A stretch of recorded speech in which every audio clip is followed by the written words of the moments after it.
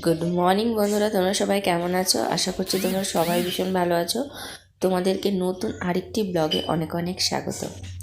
তো বন্ধুরা, আজকে আমি সবার প্রথমেই বলে নেব, কারণ আমি বলতে বেশিরভাগ ব্লগেই দেখবে যে আমি এটা বলতে ভুলে যাই যে আমার ভিডিওটা যদি ভালো লেগে থাকে তবে অবশ্যই লাইক করে দেবে, আর আমার চ্যানেলটিকে সাবস্ক্রাইব করতে একদমই ভুলবে না। তো চলো আজকে আমার ভিডিও শুরু করা যাক। তো আমি ঘুম থেকে উঠে আমার যেগুলো কাজকর্ম হয় সেগুলো করছি, আর এই ঘরটাতে সেলাই করি, আর এই ঘরটাতে মেয়ে এলে থাকে।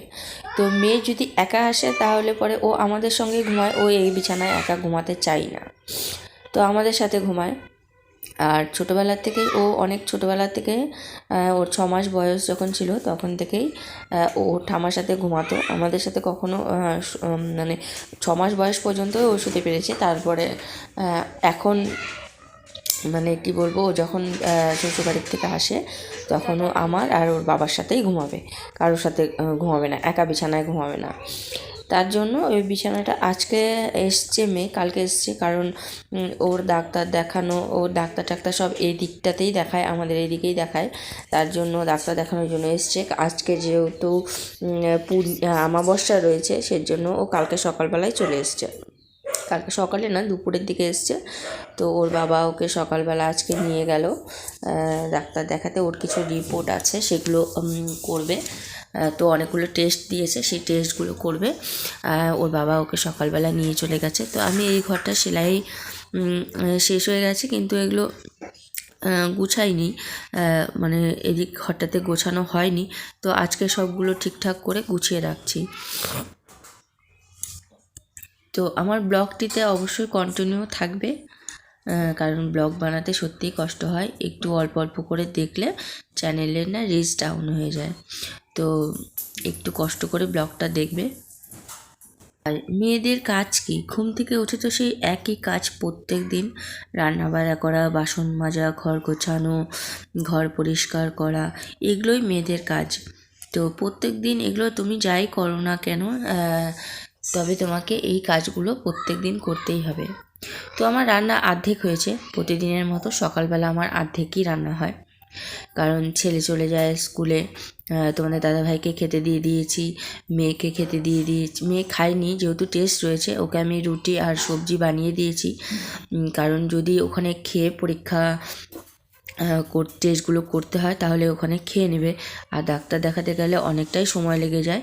আর তার জন্য আমি ওকে রুটি আর সবজি বানিয়ে দিয়েছি, ছেলেকেও রুটি আর সবজি টিফিনে দিয়ে দিয়েছি।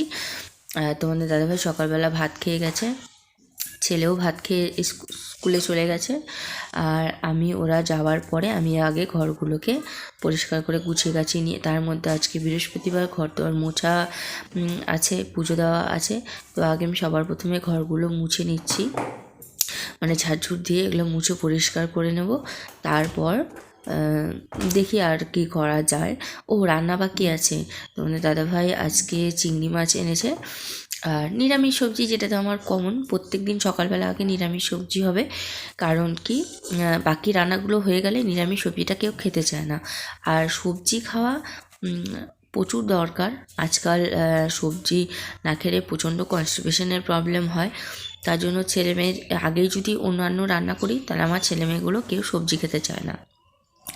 তো তার জন্য আমি সকালে সবজি ছাড়া আর কিছু রান্না করি না। আর যদি শাক ভাজা থাকে তাহলে সকালে শাক ভাজা, কারণ কিছু নেই, ওটা বাধ্য হয়ে খেতেই হবে। চেঁচামেচি করে প্রচণ্ড, কিন্তু আমি কিছু করি না, সকালের খাবারটা তোমাদের সবজি বা শাক দিয়ে খেতে হবে, তারপরে বাদ বাকি রান্না হবে দুপুরের জন্য। তো তার জন্য আমি সকালে শুধু ওটাই রান্না করি। তো চলো আমার ব্লগে কিন্তু কন্টিনিউ থেকো, চলে যেও না। তো ঘরটা গুছিয়ে টুছিয়ে চলে এলাম রান্নাঘরে। সবার প্রথমে আমি এখানে ডাল বসিয়ে দিয়েছি সেদ্ধ প্রেশার কুকারে, তারপর এখানে কিছু এঁঠো বাসন ছিল সেগুলোকে মেজে নিচ্ছি। আর হচ্ছে এগুলো মাজা টাজা হয়ে গেলে তারপরে একটু গ্যাস টাইসগুলো পরিষ্কার করব। তো বাসনগুলো মেজে মেজে কমপ্লিট করে ফেলেছি, এই দেখতেই পাচ্ছ। আর দেখতে পাচ্ছ তো এই তোমার ঘরের মধ্যে ভিডিও বানালে কেমন একটু অন্ধকার অন্ধকার আসে, ভালো লাগে না ঘরের মধ্যে। ক্যামেরাটা এমনিই ভালো না, আমার তো আর আইফোন না যে ভিডিও চকচকা আসবে।